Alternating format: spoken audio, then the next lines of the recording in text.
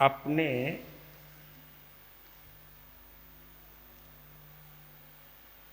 सौभाग्य को सराहते हुए श्रुत देव की आराधना योग्य मानते हुए हम उत्तराध्ययन सूत्र के मूल पाठ का पहले स्वाध्याय करते हैं, श्रवण करते हैं, उच्चारण करते हैं। आपके पास भगवान महावीर की अंतिम निशानी श्री उत्तराध्ययन सूत्र आपके हाथों में है। पहले श्रद्धा से आगम को वंदन करें, इसका अभिनंदन करें। इसमें वो अमृत है जो हमारी आत्मा के लिए बहुत जरूरी है। चौथा अध्ययन असंख्यम।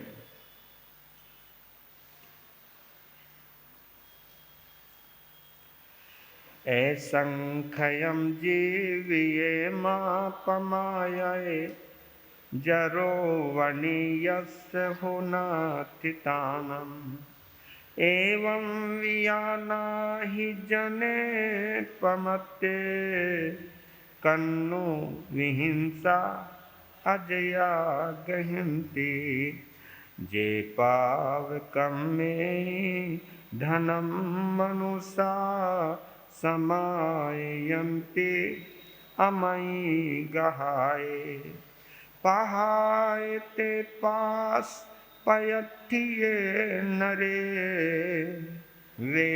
वेरानुबद्धा नरियम उविन्ति तेने जहाँ संधि मोहे गहिये से कम मुना के चय पावकारी एवं पयापेच इहम चलोए कड़ान कम्मान मोख अथि संसार मावन परस्य साहारणम जंच करे कम्मम कम्मस्य ते तस्य उवे काले निबंधवा बंधवयम उविन्ति वीतेन तानम निलभे पमत्ते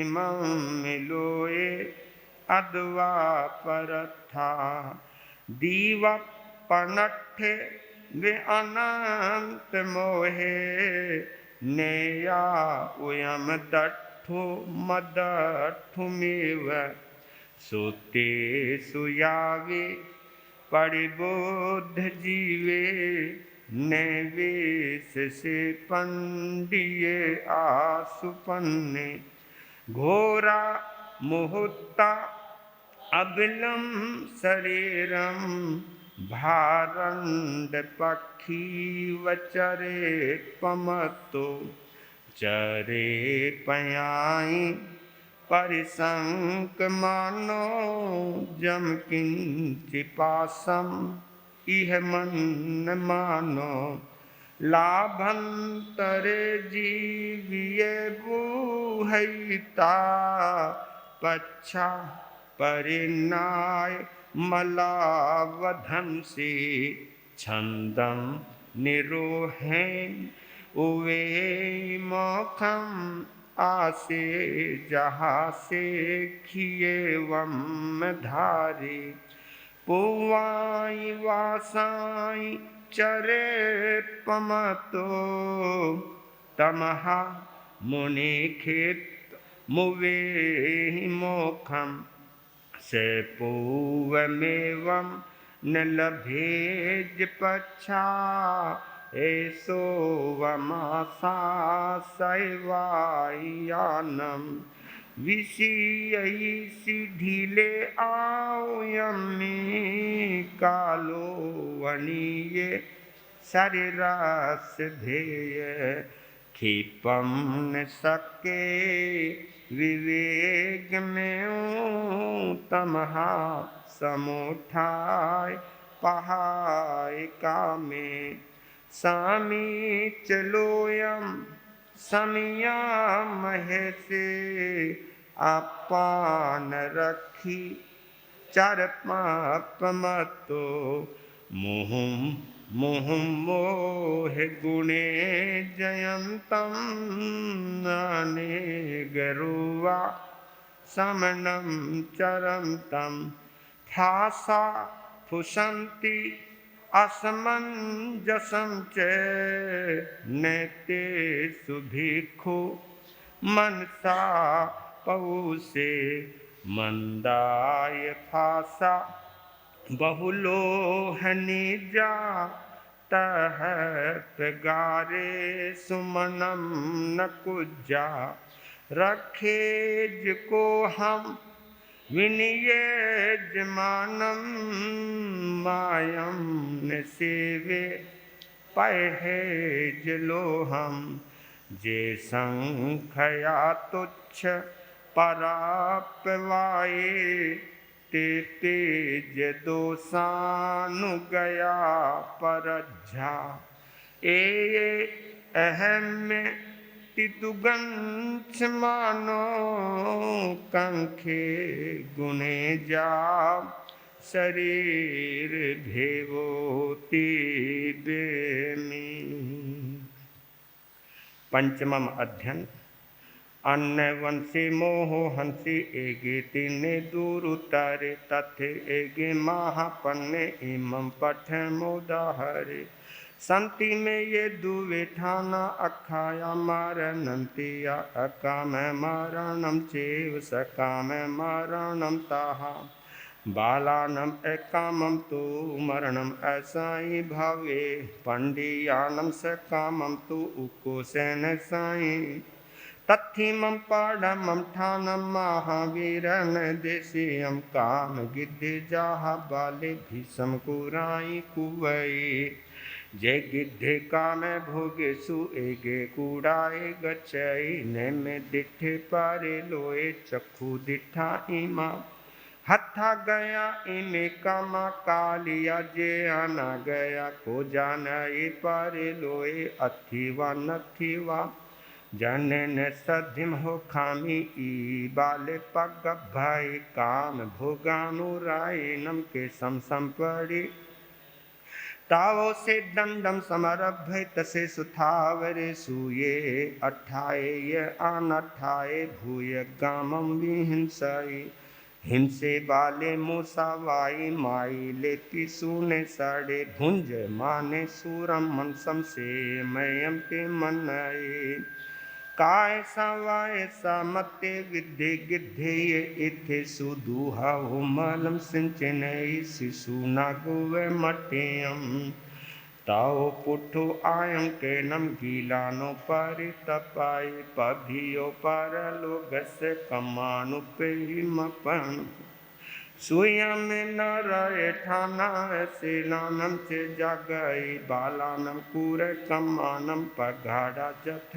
वेना तथो ववाइयम ठानम जहा में मानुसुयम आह कमे ही गच्छन्तो सुपच्छा परे जहा सागरियो जानम समम हिज्जा महापहम विषमम मगमोइनो अखे भगमि सोयई एवं धम्मं व्यूकमं अहमं परिवजिया बाले मच्चु मुहं पते अखे भगे सोयई ताओ से मरण तमी बाले संत साई भया अकाम मरण मरई धुते वे कानी ना जिए एयम अकाम मारणम बालानम तु पावेयम तु सकाम मारणम पंडियानम सुने में मारणम पिस पुन्नानम जाहा में मानुसुयम विपसन माना घायम संजयानम वूसी मो ने इमं सव्येषु ने इमं सव्येषु गारिषु नानाशीला अगारथा विषमशीलाय भिक्खुनो संति एगई भिक्खुहि गारता संजमुतरा गारथे ही ये संवेहि साहावु संजमुतरा चीराजीनम नागिनीनम जड़ी संघाड़ी मुंडीनम एयानि मीनतायन्ति दुशीलम परियागयम पिंडोलय वे दुशील नर गौन मुझे लिखाए बागे हथे वासुवाए कमाई दिवम अगारे समाई गाय सड्ढी कायन फासाए पोस हम दुहाओ पखम एक रायम ने हवए एवं सिक्खा समावन गिह वासे विसुवाए मच्छु इच्छा विपवाओ गच्छे जख सालो गयम एहचे संबूढ़े भिक्खु दुनहम अनयार सिया सव दुख पाहिने वा देवे वा विमहि धिये उतेराई विमोहाई जुई मंतानु पुवसो समाइनाई जखें आवासाई जसंसिनो दिया हुआ इधा मंता समिधा काम रुविनो आहु नो वन संकासा भुजो अच्छी मारी पभा तानि ठानानि गच्छन्ति शिक्षिता संयमं तवं भिखाए वागी हथे वाजे संति परिनिवुड़ा तेसिम सोचा से पूजानम संजयान उसी माओ न संत संति मरणन्ते शीलवंता बाहुसुया दुनिया विशेष मादाय दया धम्म से खंती वित्वसीय जमे हाविता भूयन अपना ताओ काले आदित्य सड्ढी ताली सामंती विन एजिलोम हरि संभेयम देह से कंखाए एह कालम संपत्ति आघ गाय समुसयम सकाम मरण मराय तिन मन यार मुनि बेनी।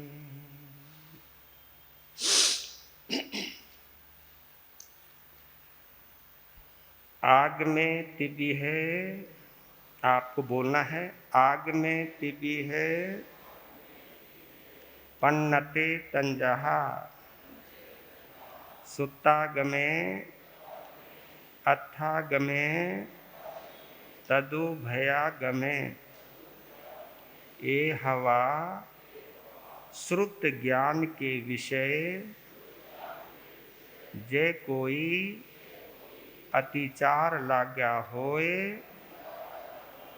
ते में आलोम जमवा इद्धम वच्चा मेलियम हेनखरम अचखरम पयहीनम विनयहीनम जोगहीनम घोषहीनम सुट्ठो दिन्नम दुट्ठो परिचियम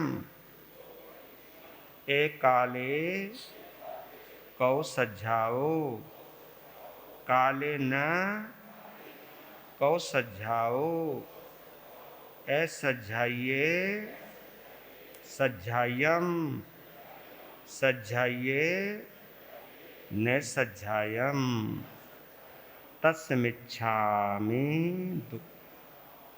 दुक्कडम तस्मिच्छामि दुक्कडम तस्मिच्छामि दुक्कडम।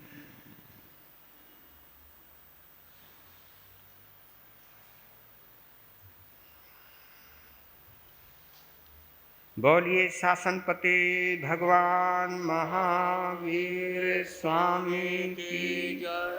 बोलिए श्रुतदेव उत्तराधीन भगवान की। बोलिए श्री सुधर्मा स्वामी भगवान की। बोलिए श्री जम्बू स्वामी भगवान की जय।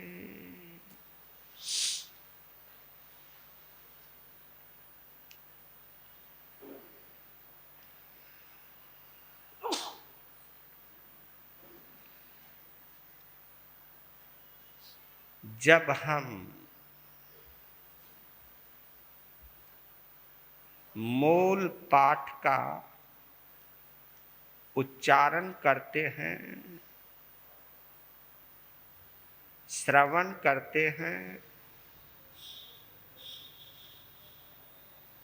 तो हमें ऐसा महसूस होना चाहिए जैसे हम ज्ञान के अथाह सागर में गोते लगा रहे हैं। ज्ञान गंगा में जैसे हम गोते लगा रहे हैं।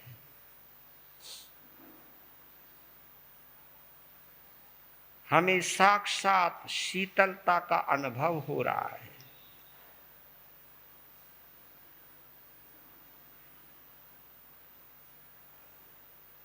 ये ज्ञान का जल ऐसा है, ये ज्ञान का भोजन ऐसा है, जिस अन्न और जल से मेरी आत्मा को परम तृप्ति मिलती है।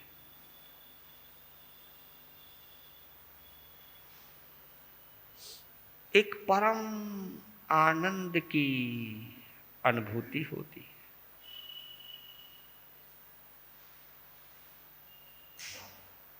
हमेशा महसूस करना चाहिए कि मेरी खुश नसीबी के ये पल हैं, मेरे सौभाग्य के ये अनमोल पल हैं, जिन पलों में मैं आगम की आराधना कर रहा हूं।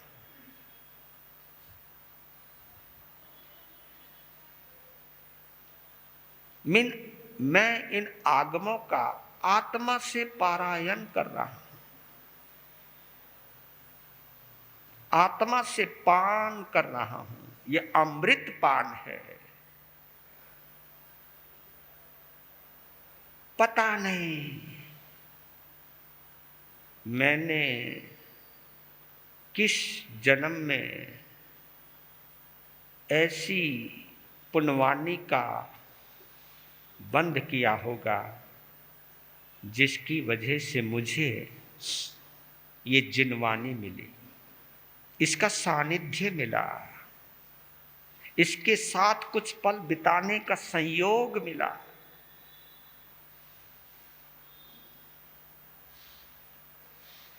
मेरी असली कमाई के दिन हैं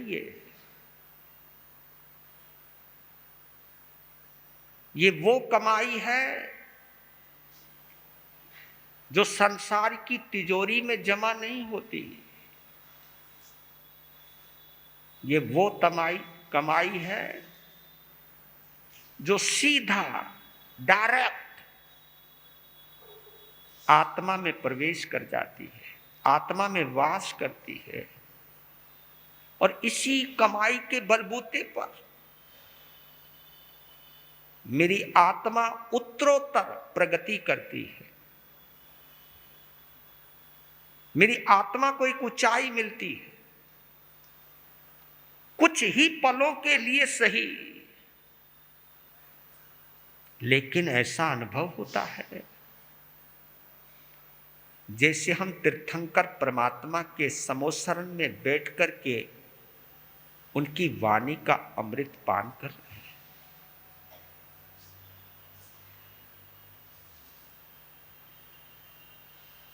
लीजिए चौथा अध्ययन, जिसका नाम है प्राकृत में असंख्यम,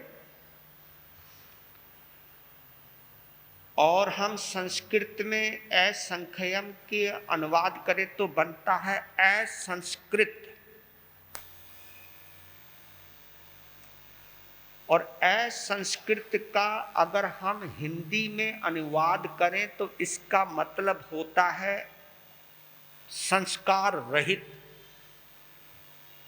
और मोटे अर्थों में होता है बिगड़ा हुआ, विकृत।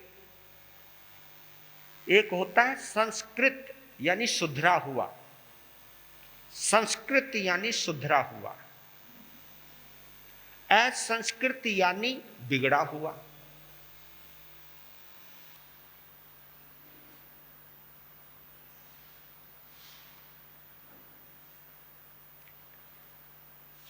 हर आगमों पर आचार्यों ने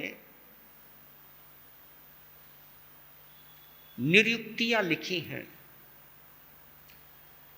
आगमों के ऊपर विशेष टिप्पणियां लिखी हैं।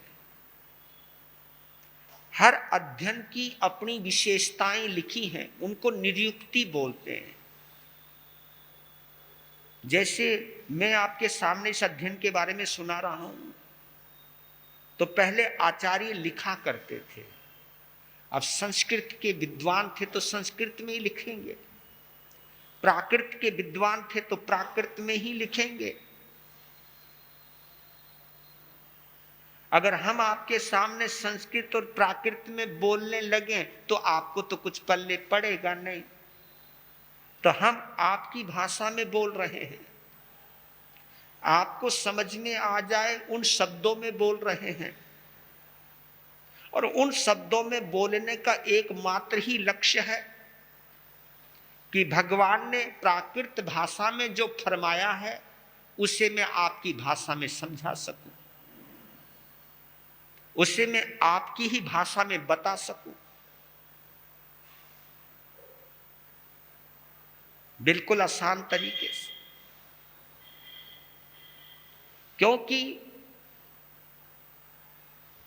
सुनते वक्त कोई भी बात आपके समझ में नहीं आ रही है तो आपका संबंध मेरे से नहीं जुड़ सकता। अगर आप बंद करके सुन रहे हो तभी सुन रहे हो कि आपको सब कुछ समझ में आ रहा है, हाँ, इजीली आ रहा है। तो इस अध्ययन का नाम निरुक्तिकारों ने, आचार्यों ने प्रमादा प्रमाद भी किया हुआ है।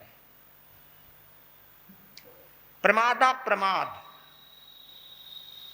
इसका मतलब होता है प्रमाद और अप्रमाद, प्रमत्त और अप्रमत्त। प्रमाद कहते हैं मानसिक बेहोशी को, अंदरूनी बेहोशी को। आलस में और प्रमाद में एक अंतर होता है। आलस शरीर से प्रकट होता है। आलस का जैसे अलसाया, उबासियां लेना, पड़े रहना, नींद की झपकी लेना, बोर होना, इसको कहते हैं अलसा रखा है, अलसाया हुआ है। सोने का मन करना, आंखें झपकना, मतलब लगे कि आदमी को नींद आ रही है या ऊब रहा है। ये आदमी जो शरीर से प्रकट होता है उसे हम आलस कहते हैं। लेकिन एक होता है प्रमाद। प्रमाद में क्या होता है, शरीर बड़ा एक्टिव रहता है। अब जैसे नाच गानों में रस आ रहा है और शरीर तो एक्टिव है, लेकिन हमारा अंतर का जगत प्रमाद में चला गया है, मदहोशी में चला गया है। यह प्रमाद है। मानसिक जो होता है वो प्रमाद कहलाता है और शारीरिक जो होता है वो आलस कहलाता है। तो दोनों बातें क्लियर हो गई। शरीर के तल पर आलस होता है और मन के तल पर प्रमाद होता है, और प्रमाद के द्वारा ही कर्मों का बंध होता है। क्योंकि बेशक से शरीर में प्रमाद नहीं है, शरीर में आलस नहीं है, लेकिन मन में प्रमाद है। क्रोध, मान, माया, लोभ, राग, द्वेष, जो 18 पाप हैं, इनको मन का प्रमाद कहा है। इनके माध्यम से कर्मों का बंधन होता है, और कर्मों के बंधन होने से आत्मा पतित होती है, गिरती चली जाती है। तो इसके अंदर असंस्कृत नाम दिया है, तो हम इसको समझ लेते हैं।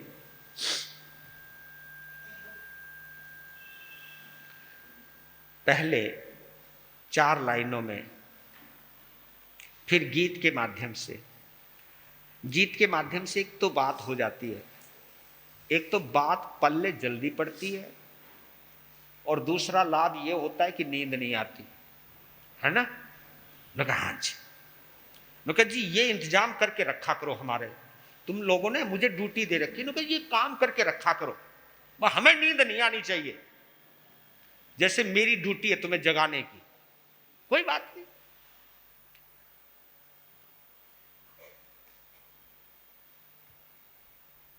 सांध नहीं सकता है कोई,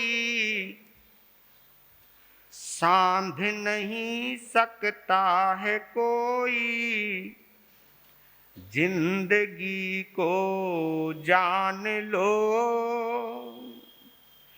त्राण नहीं देता है कोई, तुम नींद से अब जाग लो। स्वच्छंदता को छोड़ करके, स्वच्छंदता को छोड़ करके, विजय पथ का हो वरण, रत्न त्रयी आराधना से आत्मरक्षक हो श्रमण, रत्न त्रयी आराधना से आत्मरक्षक हो श्रमण। सांध नहीं सकता है कोई, यानी बांध नहीं सकता है कोई। सांधना कहो या साधना कहो, पकड़ना कहो, काबू में करना कहो, बात एक ही है। उसे सांधना भी कहते हैं और बांधना भी कहते हैं। यानी जो ये श्वास हमारे आ और जा रहे हैं, दूसरी बात जो समय गुजर रहा है, जो पल बीत रहे हैं, इन पलों को हम बांध नहीं सकते, इन पलों को हम रोक नहीं सकते, यानी समय को हम बांध नहीं सकते। जो समय गुजर गया उसे दोबारा ला नहीं सकते, जो रात गुजर गई उस रात को हम दोबारा ला नहीं सकते, जो पल व्यतीत हो गए, अतीत हो गए, चले गए, उसे दोहरा नहीं सकते, यानी उन्हीं पलों को हम दोबारा नहीं जी सकते। कहने का मतलब यह है, ये जिंदगी है, ये जिंदगी है। जिंदगी में आप बहुत कुछ कर सकते हो, लेकिन जिंदगी में गए हुए पलों को वापस नहीं ला सकते। ला सकता कोई भी? चक्रवर्ती भी नहीं ला सकता, तीर्थंकर भी नहीं ला सकते। जो पल गुजर गए गुजर गए, बस। सांध नहीं सकता है कोई, जिंदगी को जान लो। या आपकी जिंदगी की जो सच्चाई है उसको पहचान लो कि आप कुछ भी कर लो, गए हुए पलों को वापस नहीं ला सकते। जो समय गुजर गया गुजर गया, बस, उसे ला नहीं सकते। इसलिए कहा कि जो एक टाइम की एक पिक्चर दी है, एक चित्र दिया है समय का, समय का जो चित्र दिया गया है, मालूम है एक चित्रकार ने चित्र बनाया, और चित्र एक ऐसा था, एक खूबसूरत चेहरा, एक, अब है या नहीं मालूम नहीं, एक खूबसूरत चेहरा बालों से ढका हुआ है, और पीछे की जो ये है वो बिल्कुल गंजी है।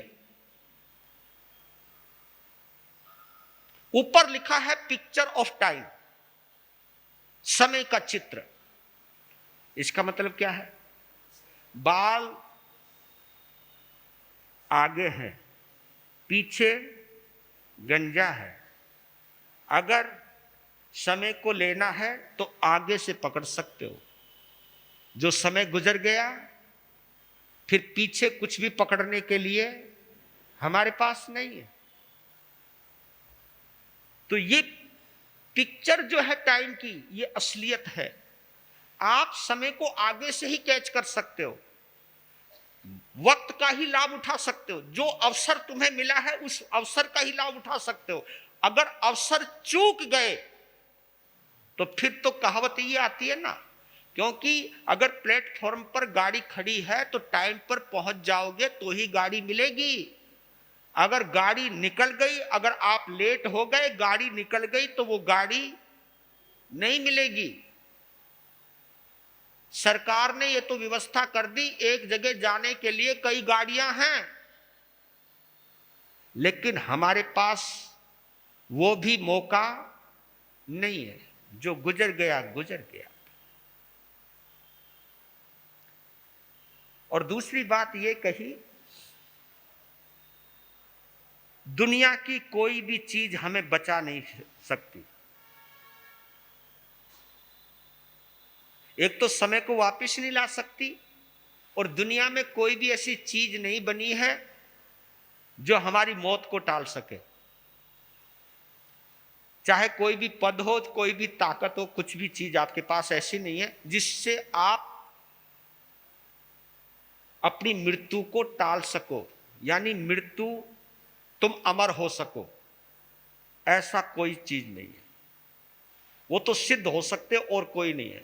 इस शरीर के साथ तो कोई भी इस तरह की संभावना है नहीं। चारों गतियों में कोई ऐसी संभावना नहीं। गति का मतलब ये चलना, चलते रहो। और आपको मालूम है, पैसे को भी इंग्लिश में कहते हैं करेंसी, है ना? करेंसी कहते हैं। करेंसी का मतलब ये होता है जो चल रही है, जो चल रही है। आपकी जेब से दूसरे की जेब में, दूसरे की जेब से तीसरी, जो चल रही है, टर्न ओवर होती जा रही है। वो एक की नहीं है, चल रही है। वो आज आपके पास है, कल किसी और के पास है, कल इसी को कहते हैं। ये यानी सब चीज चल रही है। यहाँ श्वास भी चल रही है ना? पैसा भी चल रहा है, जीवन भी चल रहा है। और जब तक चल रहा है तो इसको एक कहावत और भी आता, चलती का नाम गाड़ी, रुक गई तो खचड़ा।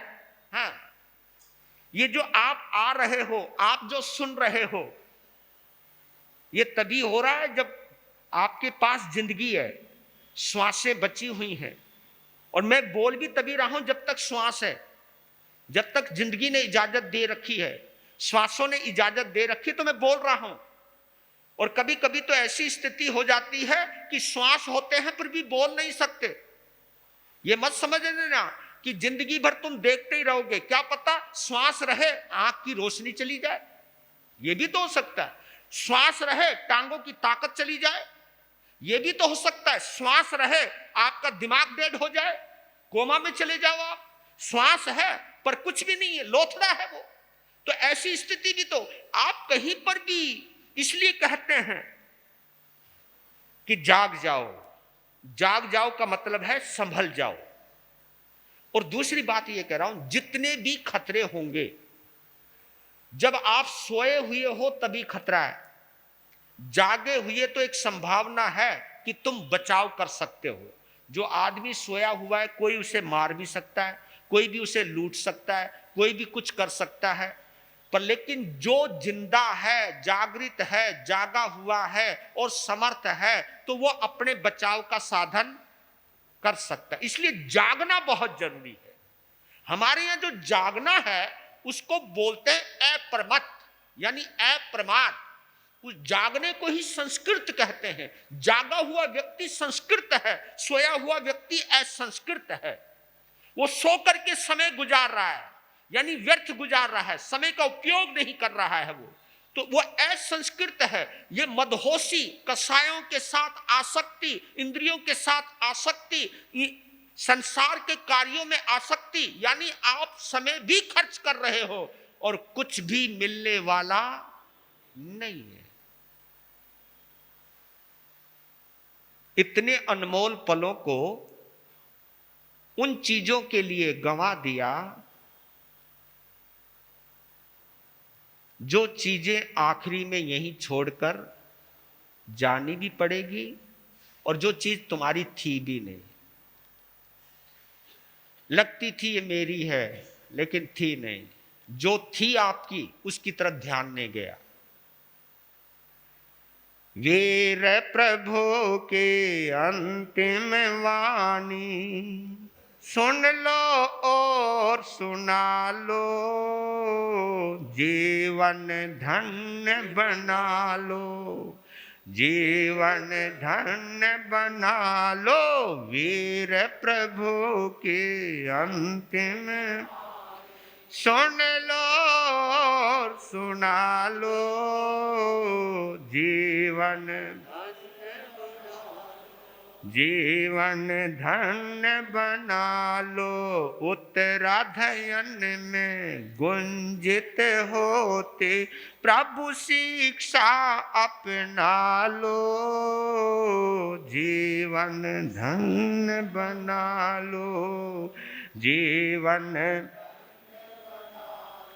आयु छन छन बीत रही है, साध न सकता कोई, मौत निकट जब आएगी तो बचा न सकता कोई, किसकी शरण मिलेगी बोलो, किसकी शरण मिलेगी बोलो, प्रमत्त दशा को टालो, जीवन जीवन धन्य बना लो, वीर प्रभु के अंतिम वाणी, सुन लो और सुना लो, जीवन हो जीवन धन्य। और गहरी बात कही है, पर की खातिर कर्म कमाता, दूसरों के लिए पाप कर रहा है तू, पर की खातिर कर्म कमाता, उदय काल जब आता, कोई सहभागी नहीं बनता, जीव स्वयं फल पाता, जो करता है वही भोगता, जो करता है वही भोगता, मन में इसे बसा लो, जीवन हो जीवन धन्य बना लो, वीर प्रभु के अंतिम वाणी, सुन लो और सुना लो, जीवन धन्य बना लो, जीवन। ये याद रख लेना कि जब तक तुम दूसरों के लिए कर्म करते रहो, दूसरों के लिए पाप करते रहो, लेकिन दूसरों के लिए आपने जब पाप किए हैं, उन पापों को भुगतने का वक्त जब आएगा, जब वो पाप कर्म जो किसी के लिए बांधे थे आपने, उन कर्मों को भोगने का जब वक्त आएगा, तो जिन जिन के लिए आपने कर्म बांधे थे ना, उनमें से कोई भी तुम्हारा साथ देने के लिए, सहभागी बनने के लिए नहीं आएगा। पक्की बात है भैया, है ना घाटे का सौदा। मैं तेरे लिए ये करूं, ये करूं, सामने वाला तो कह देगा कर ले, कर ले भाई, क्योंकि तूने जिम्मेवारी ली, तू कैसे भी कर। जैसे कहा ना भाई, अपन को तो रोटी खानी है, चाहे कैसे भी खिला, अच्छे ढंग से खिला, बुरे ढंग से खिला, कुछ भी कर। वो तो कहते कि भैया बात सुनो, हमने तो नहीं कहा था तू पाप कर, अब पाप कर, तूने ये तरीका ढूंढ लिया कि ये पैसा इस तरीके से आएगा। पैसा तो कई तरीके से आता है, मैं बतलाऊं आपको, मैंने आपको एक बार कहा भी था कि पैसे कमाने के भी कई तरीके होते हैं। ऐसी बात नहीं कि जैनी लोग भूखे मरते हैं या पुराने जैन लोग भूखे मरते थे। व्यापार भी इस तरह के होते थे कि कम से कम हिंसा हो, प्रॉफिट ज्यादा हो, ऐसे भी व्यापार होते थे। और व्यापार ऐसे भी हैं जैसे कत्ल खाने खुलवाना, माइल्स, जैसे कई जगह आप जंगल का कटान का ठेका ले लेते हो, कहीं पर आप क्या खादानों का ठेका ले लेते हो। अब उसमें पता नहीं कितने जीव मर रहे हैं, कितने जीव बर्बाद हो रहे हैं। भाई आप व्यसनों के, शराब बनाने के कारखाने, उसकी फैक्ट्रियां खोलते हो, बड़े बड़े क्लब जहां जुआ खेला जाता है ना। आप इस तरीके से पैसे औरों को बर्बाद करके भी पैसा कमाते हो आप, जिसको हमारे यहाँ अनर्थ दंड भी कहते हैं, कर्मादान भी कहते हैं, कई चीजें परिभाषित करिए। जैन श्रावक श्राविकाओं को भगवान महावीर ने आगमों के माध्यम से अपने, क्योंकि आप लोगों को जो श्रावक का दर्जा दिया गया है ना, वो ऐसे नहीं दिया गया। श्रावक का मतलब यह नहीं है कि तुम किसी भी तरीके से पैसे कमाओ, गुंडागर्दी से पैसे कमाओ। कभी कभी तो आप लोग ब्याज बट्टे का काम भी करते हो, यह भी एक निर्दोष था। पर लेकिन अगर आप ब्याज पता नहीं बढ़ाते चले जाओ, दूसरे की हैसियत नहीं है, मजबूरी है, क्योंकि ये जो काम दिया गया था ब्याज बट्टे का, वो इसलिए खून चूसने के लिए नहीं दिया गया था। जेन्युइन यूज कीजिए, किसी की मजबूरी का फायदा मत उठाइए। हमने हर जगह कहीं ना कहीं अपनी मानसिकता को लगा दिया है, गंदी मानसिकता को जोड़ दिया है। तो ये कहावत आती है कि जैन श्रावक और श्राविका जो होते हैं, उनकी मानसिकता परस्परोग्रह जीवा नाम पर टिकी हुई रहती है।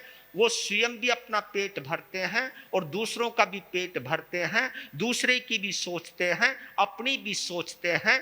जब हम केवल अपनी सोचते हैं, दूसरे की सोचना बंद कर देते हैं, वहीं पर पाप शुरू हो जाता है। तो जीवन के अंदर दूसरे के लिए भी, रोटी पानी तो हम भी खाते, आहार पानी तो हम भी लेते हैं, लेकिन हमारे लिए भी एक विधान बना दिया गोचरी का। खाने को मना कोई किया हमको, पर लेकिन कैसे खाना, गोचरी करके खाना। निर्दोष जो तुम्हारे लिए नहीं बना उसमें से थोड़ा सा तुम भी ले आओ, खा लो, मधुकरी। मतलब जिन शासन को जब हम गहराई से देखते हैं, पर एक बात याद रख लेना कि दूसरों के लिए पाप करोगे, उस पाप का फल वो नहीं भोगेगा, उस पाप का फल ये मन में रख लेगा। इसी को ही समझाया है, क्योंकि यहीं पर कहा है जो करता है वही भोगता है। यहां का नियम पक्का है भैया। मैं करूंगा, मैं बताऊं,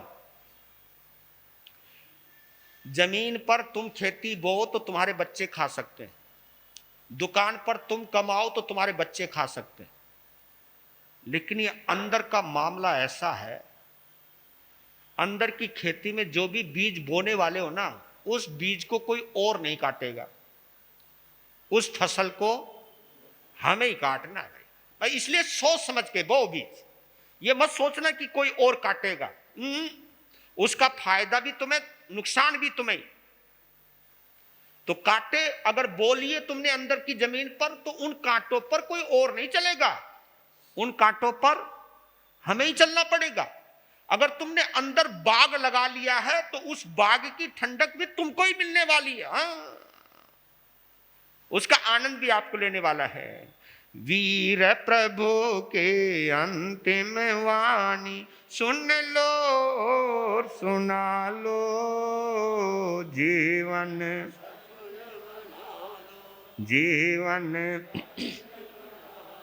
सुप्त जनों में ज्ञानी साधक रहे जागता हरदम।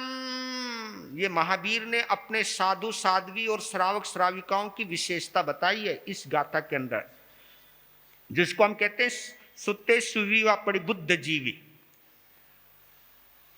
सुप्त जनों में ज्ञानी साधक रहे जागता हरदम, निर्बल तन का नहीं भरोसा, काल बड़ा है निर्मम।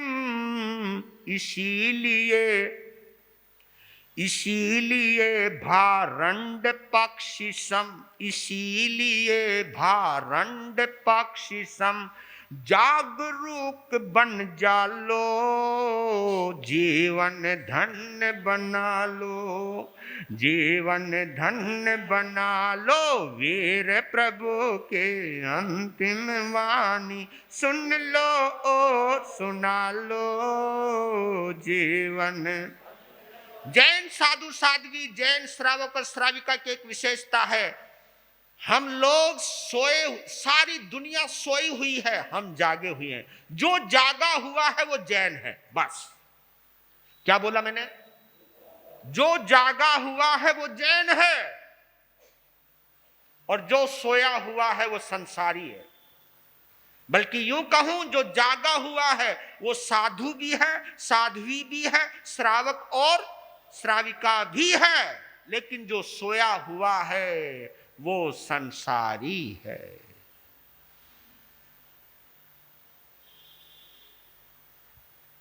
हमें अपने जागरण का ध्यान, इसमें उदाहरण दिया भारंड पक्षी का। भारंड पक्षी के दो मुंह होते हैं, मतलब एक अचरज की चीज है, वो प्रतीक रूप भी है और अचरज भी एक आश्चर्य है। भारंड पक्षी के दो मुंह होते हैं। दो मुंह है तो दो आंखें भी हैं। या ये भी हो सकता है हर मुंह पर एक आंख हो, दूसरे मुंह पे दूसरी आंख हो, ये भी हो सकता है। लेकिन कहते हैं भारंड पक्षी एक मुंह से खाता है तो एक मुंह से देखता रहता है। एक मुंह मतलब एक आंख से वो देखता रहता है, मतलब एक मुंह तो खाने में लगा हुआ है लेकिन दूसरा देखने में भी लगा हुआ है कि कोई खतरा तो नहीं है, यानी मैं खाने में ही इतना मस्त ना हो जाऊं।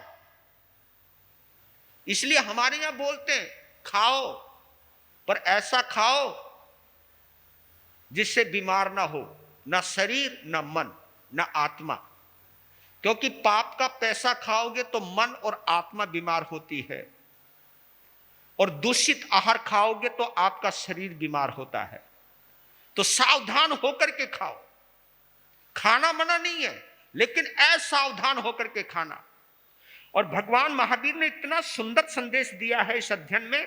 उन्होंने बोला है कि मैं, क्योंकि आप लोगों को मैं डरा नहीं रहा हूं, मैं समझा रहा हूं। वेरानुबंधा नरियम उवेंती, ये क्या शब्द दिया है? ये हम सबके लिए एक सबक है, एक प्रेरणा है, समस्त श्रावक श्राविकाओं के लिए, साधु साध्वियों के लिए। वेरानुबद्धा नरियम उवेंती, इसका मतलब क्या? इसका मतलब यह है कि जब तक तुम किसी ना किसी के साथ बैर भावना से, नफरत से, ईर्षा से, दुश्मनी से जुड़े रहोगे, बैर के बंधन में बंधे रहोगे, दुश्मनी करे रहोगे, दुश्मनी को दोस्ती में अगर नहीं बदला है आपने, दुश्मनी अगर आपने बरकरार रखी है, इसको कहते हैं गांठ अगर आपने मजबूती से बांध रखी है, गांठ अगर आपने नहीं खोली है। क्योंकि इस जैन धर्म का एक नाम और है। जैन धर्म तो आजकल हम बोलते हैं, लेकिन भगवान महावीर की मौजूदगी के अंदर इसको जैन धर्म नहीं कहते थे। इस धर्म का नाम था निर्ग्रंथ धर्म। क्या नाम? निर्ग्रंथ धर्म। इस धर्म का नाम था निर्ग्रंथ धर्म। ग्रंथ, इसका मतलब यह है कि इस धर्म का जो सदस्य है, चाहे वो साधु है, चाहे वो साध्वी है, चाहे वो श्रावक है, चाहे वो श्राविका है, जिसके मन में कोई गांठ ना हो वो इस जिन शासन का सदस्य है। मन में कोई गांठ ना हो, कोई ऐसी मतलब दुश्मनी की गांठ, गांठ तो यही होती ना। हाँ, प्रेम तो पुष्प होता है, प्रेम तो फूल होता है, नफरती तो गांठ बनती है। और क्योंकि जब भी द्वेष हो, ईर्षा हो, बैर भाव हो, तो आप देखा करो बैर भाव में आपका चेहरा देखना, अगर आप किसी से नफरत करते हो, किसी से चिढ़ते हो और वो सामने आ जाए जिससे तुम चिढ़ते हो, तो तुम्हारा एक्सप्रेशन क्या रहेगा बता? गर्दन मारोगे, मुंह फेर लोगे, इधर उधर देखोगे। एक बार कमाल हो गया, प्रवचन कर रहा था, एक आदमी फटाफट आया, आसन बिछाया और बैठ गया।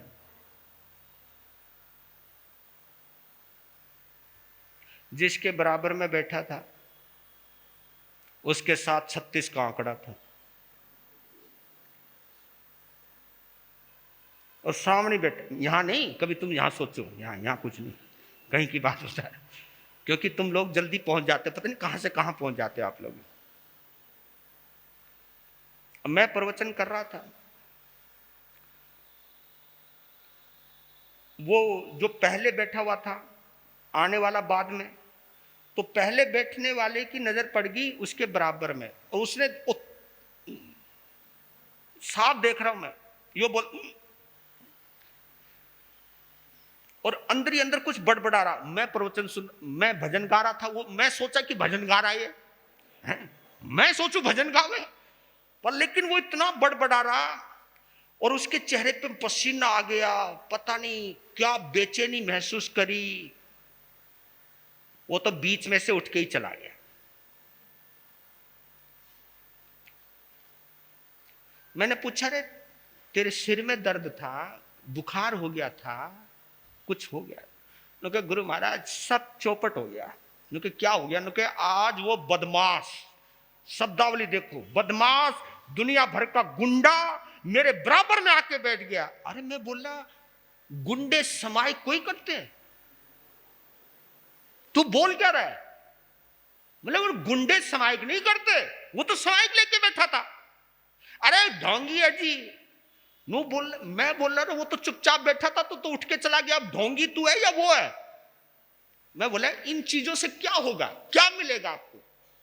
अरे तुम समाइक की साधना कर रहे हो, तुम्हारे अंदर ये भी, तुम भक्ति का आनंद लो ना, भगवान की वाणी का आनंद लो। अरे भगवान महावीर के समोशरण में तो सांप और नेवले एक साथ बैठते थे, अपना जातिगत द्वेष भाव भूल जाते थे। तब मुझे पता चला ये तो महावीर की सभा थी, ये तो रमणीक मुनि की सभा है। ये तो मुझे तो बाद में पता चला। कमाल की बात है, मैं कभी कभी मैं भी अपने आप को भगवान महावीर से मानने लग जाता हूं। मुझे पता लगा जैसा तू है ऐसे लोग हैं, जैसा तू वक्ता है ऐसे श्रोता है, इसमें तू क्या कर सकता है? कुछ नहीं कर सकता, अपने आप को बदल। मैं सोचता हूं मैं अपने आप को बदलूं। तो कहने का भाव है कि बैर भाव जब तक रहेगा, वेरानुबद्धा नरियम उवेंती, ये महावीर का एक प्रमाण है। जब तक आपके अंदर बैर भाव की गांठ पड़ी रहेगी तो तुम्हें नरक में जाने से कोई भी नहीं रोक सकता, यहां तक कि आपकी समाइक भी। आपकी समाइक भी आपको नरक में जाने से नहीं रोक पाएगी। तो ये जो अपने जन्म को बिगाड़ दे वो असंस्कृत कहलाता है। अब इसका सार निकाल रहा हूं। जो अपनी गलत आदतों से, गलत स्वभाव से, गलत व्यवहार से, गलत मनोभाव से जो अपनी गति को बिगाड़ता है, या तो नरक गति में जाता है या त्रियंच गति में जाता है, मनुष्य होकर के। या तो मनुष्य की विशेषता है, या तो तुम देव गति में जाओ, या तो कम से कम देव गति में नहीं जाते तो मनुष्य मर के मनुष्य तो बनो, कुछ ऐसे तो करो कि मनुष्य दोबारा बन सको आप। अरे तुम्हारा जन्म तो मुक्ति में जाने के लिए हुआ था, अगर मुक्ति में नहीं गए तो कम से कम देवलोक में तो जाओ, अगर देवलोक में नहीं गए हो तो कम से कम मनुष्य तो बनो। और मनुष्य बन करके भी यदि तुम त्रियंच गति और नरक में जाओ तो ये तो कमाई कम है भैया। लीजिए दूसरी बात और कह रहा हूं, सुलभ नहीं है अल्पकाल में, ये बात गौर से सुन लेना। सुलभ नहीं है अल्पकाल में आत्म विवेकी बनना, शीघ्र काम भोग को तज के संयम पथ पर चलना, संभावों से लोक समझकर, संभावों से लोक समझकर सावधान बन चालो, जीवन धन्य बना लो जीवन। कई लोगों को एक गलत फहमी है कि जब बुढ़ापा आएगा तब धर्म ध्यान करेंगे, है ना। जवानी में तो कमाओ, बुढ़ापा जब आवे तो धर्म ध्यान करो। पता नहीं क्या लॉजिक है आपका। मतलब धन कमाने के लिए जवानी चाहिए और धर्म के लिए बुढ़ापा। भाई कमाल की बात है। नुकत जी, गुरु महाराज जो संसार के मतलब का नहीं रहता ना, वही धर्म के मतलब का होता है। बस लॉजिक देखो भैया आप लोगों का। और मैं ये कहता हूं, जब तुम दुनिया के मतलब के नहीं रहे तो तुम धर्म के भी मतलब के तुम एकदम कुछ नहीं कर सकते। ये क्या कहा कि सुलभ नहीं है अल्पकाल में आत्म विवेक की बनना। ये सुलभ नहीं है, ये आसान नहीं है। अगर मैं आप में से किसी को उठा करके कहूं चल 1 घंटा प्रवचन दे दोगे आप?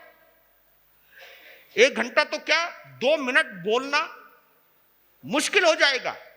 अगर मैं आपके सामने इतनी देर बोल रहा हूं तो इसके पीछे 40 साल का अनुभव है मेरे पास। 40 साल का अनुभव होने की वजह से मैं इतना बोल पा रहा हूं। लेकिन शुरुआत में अगर मैं किसी को कह दूं कि चल बोल, तो 2 मिनट बोलना मुश्किल हो जाए। ये तुम आपस में कितनी भी बातें बना लो, लेकिन अगर 10 आदमी के बीच में खड़े होकर के बोलने की नौबत आ जाए तो आपके पांव हाथ गड़बड़ाने लग जाते हैं। इतना प्रेशर आ जाता दिमाग में। और मैं आपको कहने लग जाऊं चल भाई खड़े हो, बंगाली बोल के दिखाओ। अब बंगाली कभी सीखी नहीं आपने, तो बोल दोगे क्या? और बेचारा आदमी मरने के करीब है और उसको मैं कहूं ले संथारा ले, भाई संथारा को जानता नहीं, संथारे का महत्व क्या है। तो आप धर्म एकदम नहीं कर सकते।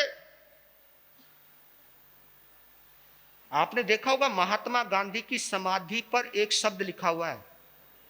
क्या लिखा हुआ है? हे राम।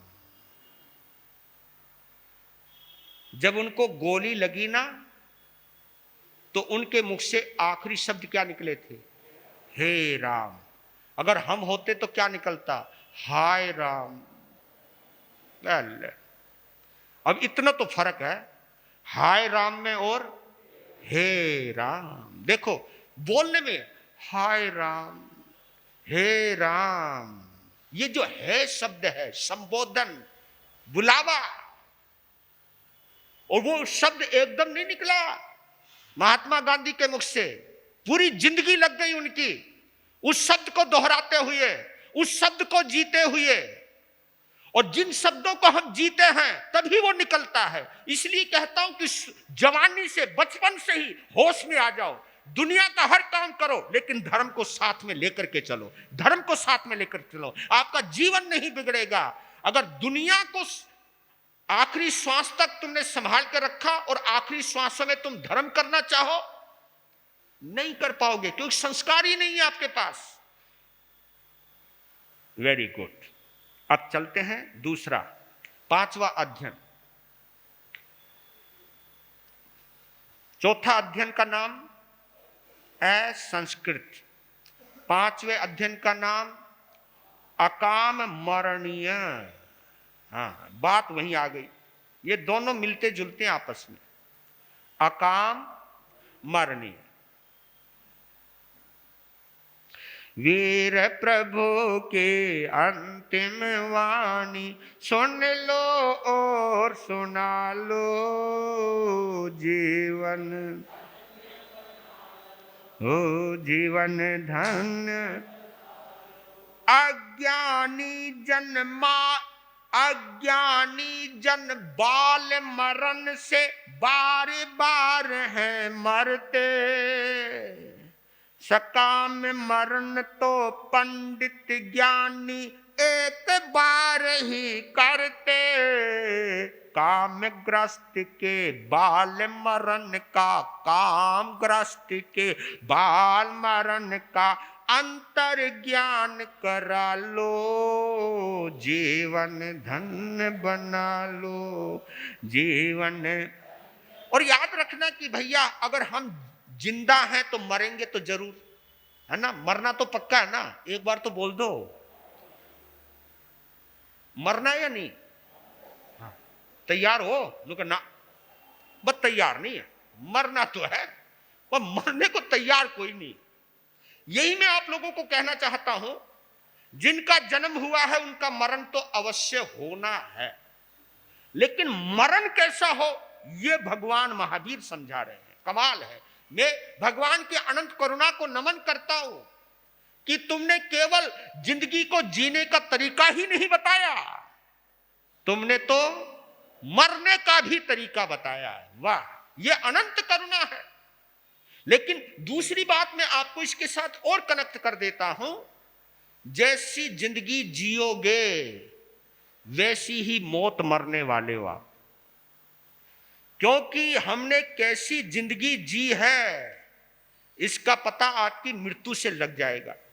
सच बता रहा हूं, मृत्यु इस चीज के बारे की सूचना देने वाली है कि आपने जिंदगी कैसे जी है। दुनिया को रुलाया है तो रोते हुए मरोगे। क्या बोला? दुनिया को रुलाया है तो रोते हुए मरोगे, अगर दुनिया को हंसाया है तो हंसते हुए मरोगे। और इस मरण को भगवान ने क्या बोला है? एक है अकाम मरण, दूसरा है सकाम मरण। अकाम के विपरीत सकाम मरण। इसके दो शब्द और दिए गए। अकाम मरण को कहते हैं बाल मरण। बाल कहते हैं बच्चे को, और बल्कि बाल कहते हैं अज्ञानी को, अबोध को। अबोध जो जानता नहीं है, अबोध। क्योंकि बच्चा बोध नहीं है, वो अबोध है। लेकिन बच्चे की अबोधता में और हमारी अबोधता में बहुत अंतर है। बच्चा अबोध है लेकिन सरल तो है, लेकिन हम सरल नहीं रहे, हम लापरवाह हो गए। लापरवाह होना एक अलग चीज है, और परवाह करना यानी शरीर की परवाह करना अच्छी बात है, लेकिन शरीर से भी ज्यादा परवाह हमें अपनी आत्मा की करनी चाहिए। क्यों? क्योंकि शरीर तो यही रहेगा, शरीर तो यही रहेगा। उस शरीर को कितना भी सजा लो, हाँ, कितना भी संवार लो, ये धोखा दे देगा। मैं मना नहीं करता शरीर की चिंता मत करो, शरीर की चिंता करो, लेकिन शरीर के साथ साथ अपने स्वभाव की भी चिंता करो, अपनी आत्मा की भी चिंता करो। जो खाता पीता मरे, लड़ता झगड़ता मरे, लूटता और लुटवाता मिले मरे, और दुनिया को बर्बाद करता हुआ मरे, जीवन में कोई नियम नहीं, कोई प्रत्याख्यान नहीं, कोई त्याग नहीं, कोई व्रत नहीं, कोई संकल्प नहीं, बस जो ये सोचता है कि बस ईट ड्रिंक एंड बी मेरी। समझ गए ना आप? मैं ये थोड़ा सा हरियाणवी लैंग्वेज में बोल गया, इंग्लिश, वह कभी कभी लैंग्वेज बदल जाती है। ईट ड्रिंक एंड बी मेरी का मतलब खाओ पियो मौज करो। किसने देखा स्वर्ग, किसने देखी नरक? अब इन संतों का दिमाग खराब हो रही है, यूं ही डरावे। इनको कोई और काम तो है नहीं, फट्टे पे बैठ जाए और डराने लग जाए आदमियों को। अब मर के नरक में जाएगो, ये करेगो तो ये हो जाएगो तेरे साथ। इनको धंधों का है, यही तो धंधो है। ये सब लोगों की लैंग्वेज है, ये मेरी लैंग्वेज नहीं है, ये आम जनता की लैंग्वेज है। अगर कोई जवानी में धर्म ध्यान करने लग जाए तो उसका दोस्त कहता है तेरा दिमाग खराब हो गया क्या? अबे तू इन मोडों के चक्कर में कब से पड़ गया? इन बाबाओं के चक्कर में तू कब से आ गया? अबे ये बाबा कैसे है, तू जानता है इनको? मतलब इस तरह की बातें और भी हमारी समाज के अंदर चलता रहता है। एक श्रावक, एक साधु का श्रावक दूसरे श्रावक को भी टोकता रहता है। अबे तू किस साधु, तो उनका कोई, वो कोई साधु है क्या? अबे असली संत तो ये हैं, इनकी शरण में आ तू। इन सब चीजों के बीच में तुम पकड़े जाते हो, तुम जकड़े जाते हो। ये जो जकड़ है आप लोगों की, ये जो बंटवारा है आप लोगों का, कहीं ना कहीं ये आत्महित का नहीं है, ये कहीं ना कहीं कर्म बंधन के हित का बंधन है ये। इसलिए सोचिए, मैंने मरना हर किसी को भैया, पर लेकिन मरेंगे शान से। हाँ, जिए हैं शान से तो मरेंगे भी शान से। जिंदगी में कहीं डरे नहीं तो मरते वक्त क्यों डरे? लेकिन आप जानते हो,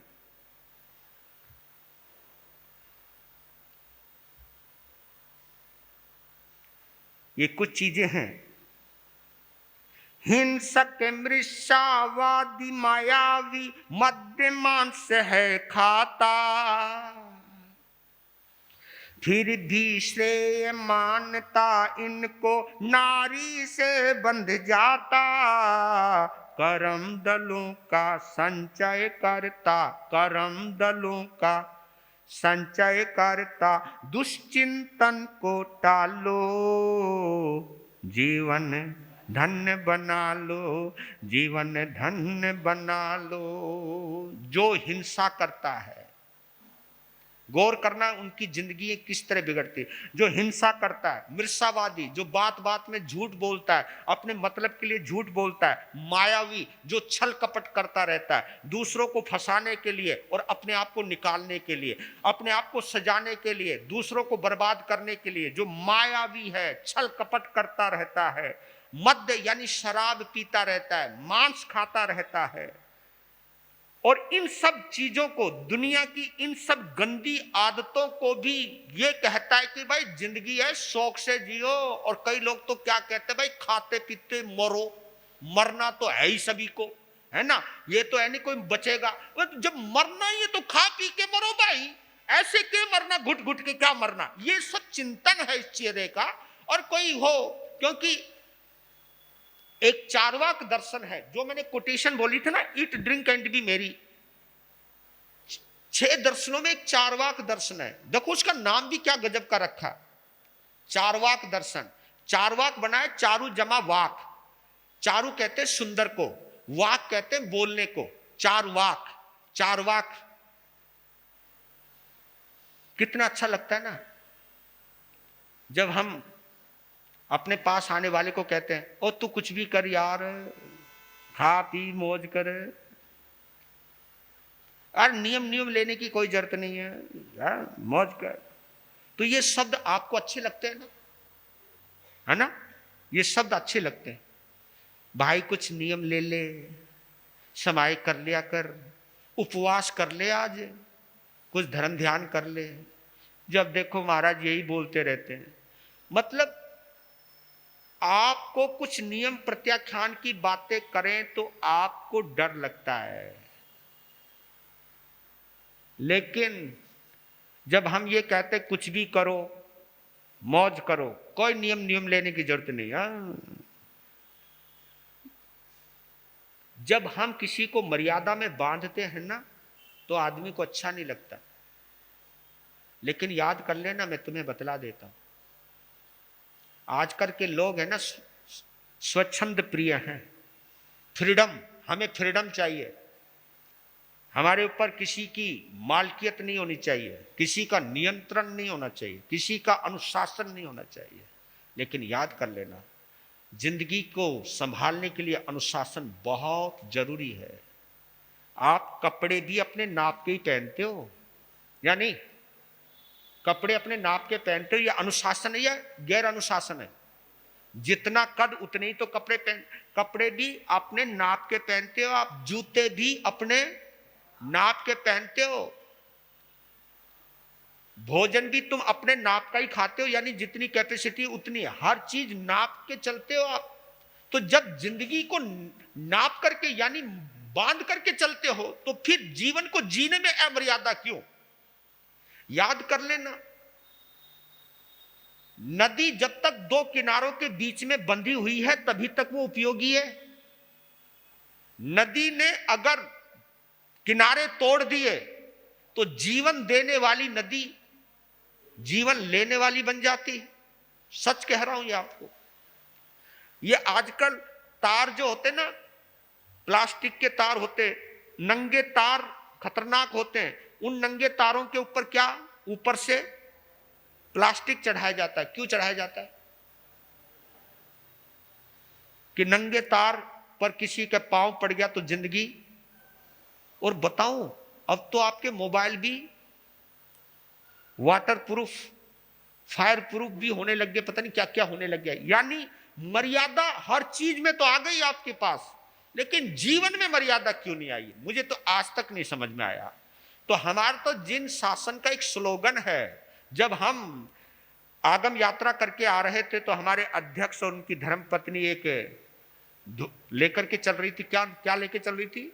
जैनम जयति शासनम। इसका मतलब क्या होता है? जैन वही होता है जो अनुशासन को जीता है, मर्यादा में रहता है, उसी को जैन कहते हैं। जो मर्यादा में नहीं रहता वो जैन हो ही नहीं सकता। और उसके लिए बोला है कि जो अपने जीवन में व्रत नियम प्रत्याख्यान कुछ लेकर के चलता है वही जैन कहलाता है। और हमारे इस अकाम मरण में ये भी बताया कि कई लोग कहते हैं गृहस्थ में रह करके हम धर्म ध्यान कैसे करें, तो यहां पर भी बोला है। बस 2 लाइनें और बोल करके मैं पूरा करता हूं। मरण सकाम का रूप समझ लो, वीर प्रभु फरमाते, इंद्रिय जेता आत्म जयी और पुण्यवान है पाते, अनाकूल आघात रहित है आत्म भाव जगा लो, जीवन धन्य बना लो, जीवन धन्य।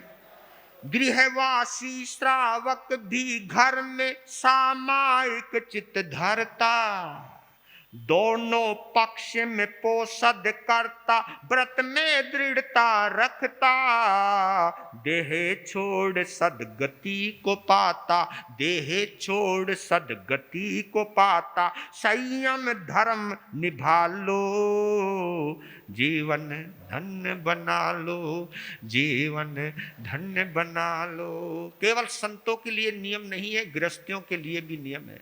उन्होंने कहा है कि जो गृहस्थ में रहते हुए भी समाय करता है, देखिए क्या करता है?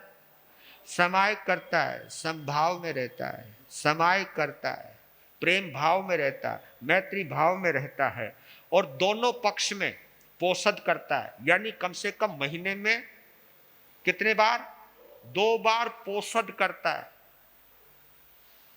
पोषद का मतलब है संसार से निवृत्त हो गया, महीने में 2 बार समायिक की मुद्रा में पोषद करना, स्थानिक में रहना या एकांत में रहना, बात एक ही है, एकांत में रहना। ये नियम बतलाए गए हैं, जो इसी की वजह से आप श्रावक हो। अगर ये सब चीजें नहीं करते हो, समायिक अगर आप नहीं करते हो, कोई त्याग प्रत्याख्यान अगर आपने नहीं लिया हुआ है, और कोई भी आप पोषद उपवास जिंदगी में कुछ आयंबिल एकासना कोई मर्यादा नौकारसी, अगर आप कुछ भी आप ये नहीं करते हो, फिर आप श्रावक की श्रेणी में आते ही नहीं हो, आते ही नहीं हो। तो कम से कम नौकारसी कर लिया करो। पर लेकिन आजकल संतों ने कुछ रास्ते ऐसे निकाल दिए कि हाँ रात के 10 बजे तक खा लिया करो बाद में। लेकिन नौकारसी वही कर सकता है जिसके पास चौभियार हो। जो चौभियार हो, रात्रि में जो नहीं खाता पीता, वही नौकारसी कर सकता है। कई लोग, हम संत लोग इतना आसान करने लगे इन चीजों को, क्योंकि जैन श्रावक जल्दी बीमार नहीं पड़ता था। क्यों नहीं पड़ता था? क्योंकि वो रात्रि में नहीं खाता था, इसलिए जल्दी बीमार नहीं पड़ता था। आज हम लोग बीमार पड़ने लगे, इसलिए पड़ रहे क्योंकि हमारे जीवन में मर्यादाएं नहीं रही हैं। तो आप प्लीज पंडित मरण को प्राप्त हो, अगर आप मर्यादा में रहोगे, व्यवस्थित रहोगे, संयमित रहोगे, तो मौत भी आपको डराएगी नहीं, जिंदगी में शान से जाओगे। बस अकाम मरण उसको कहते हैं, स्वच्छंद जीवन जिसको जिया, जिसमें कोई नियम और प्रत्याख्यान नहीं, उसका अकाम मरण, बिगड़ा हुआ मरण, बाल मरण। लेकिन जो मर्यादा में रहता है, जीवन को संभाल के चलता है, नियम प्रत्याख्यान में रहता है, वो मरता भी है लेकिन उसका मरण सकाम कहलाता है, उसका मरण व्यर्थ नहीं जाता है। और जैन श्रावक श्राविका, जैन साधु साध्वी उसको कहते हैं जिसकी मृत्यु खाते खाते नहीं होती, जिसकी मृत्यु चारों प्रकार के आहार पारी का त्याग करने से होती है। और संथारा वही कर सकता है जो मृत्यु का स्वागत करना जानता है, मृत्यु को स्वीकार करना जानता है। I am ready for ever for you, यानी हम तेरे लिए हमेशा तैयार हैं, ये मत सोचना मौत हमें डरा देगी। और इसके लिए संलेखना कई चीजें बतलाई गई हैं कि जीवन में जो जो आप लोग भी हो, 60 70 50 साल के बाद चीजें छोड़ना शुरू कर दो, कर दिया करो। मरना है पर लेकिन कुछ कुछ छोड़ते जाओ कि आज इस चीज का अब के बाद ये नहीं करना, आपके बाद ये नहीं करना। हम संतों को भी सोच लेना चाहिए, हमको भी मर्यादा करनी चाहिए कि मैं अब संतों की, अपने शिष्यों की मर्यादा बांधता हूं, श्रावकों की मर्यादा बांधता हूं, चीजों की मर्यादा बांधता हूं। अब इन चीजों का त्याग, खाने में इन चीजों का त्याग। संलेखना 14-14 साल, 15-15 साल तक चलती है मेरे बंधुओं। हम चीजों को, यानी मृत्यु से 14-14 साल पहले तैयारी करने की कोई शिक्षा देता है तो जिन शासन देता है। मरने से पहले 14-14 साल तक पूर्व तैयारी करता है, यानी जो, और तैयारी वही करेगा ना जिसने मृत्यु को स्वीकार किया हुआ है। और मुझे जाना है, पर लेकिन झमेलों में उलझ करके नहीं जाना, इन झमेलों से दूर होकर के मुझे जाना है। और जो इन बंधनों को तोड़ते हुए जाएगा वही तो मुक्ति में जाएगा। और कौन जा सकता है मुक्ति के अंदर? जो बंधनों में बंधा रहेगा वो चारों गतियों में उलझा रहेगा। जो बंधनों को तोड़ना जानता है वही मुक्ति की यात्रा करना जानता है। आज का समय बहुत हो गया है आपका, लेकिन ये दोनों अध्ययन बड़े अनमोल हैं। अध्ययन तो एक एक गजब का है, सुनते जाओ सुनते जाओ, और इस वीरवाणी में, जिनवाणी में डुबकियां लगाते जाओ। जीवन को समझने का, जीवन को समझाने का अनेक अनेक कई सूत्र मिलते हैं। उन सूत्रों की गहराई में जितना जाए, क्योंकि यहां तो मेरे पास समय की सीमा है और मुझे समय सीमा में रहना चाहिए। फिर भी मैं आप लोगों का आभार मानता हूं कि आपने मुझे इतना समय दिया है। धन्यवाद। वीर नाम के हीरे मोती, गुरु नाम के हीरे मोती, मैं बिखराऊं गले गले, ले लो रे कोई राम का प्यारा, शोर मचाऊं हो, ले लो रे कोई गुरु का प्यारा, शोर मचाऊं। दौलत के दीवानों सुन लो, एक दिन ऐसा आएगा, धन दौलत और महल खजाना यहीं पड़ा रह जाएगा। हो, धन दौलत और महल खजाना यहीं पड़ा रह जाएगा। सुंदर काया मिट्टी बनेगी, सुंदर काया मिट्टी बनेगी, चर्चा होगी गले गले, ले लो रे कोई राम का प्यारा, शोर मचाऊं गली गली, ले लो रे कोई गुरु का प्यारा, शोर मचाऊं गली गली। हो, शोर मचाऊं गली गली, शोर मचाऊं गली गली, शोर मचाऊं गली गली।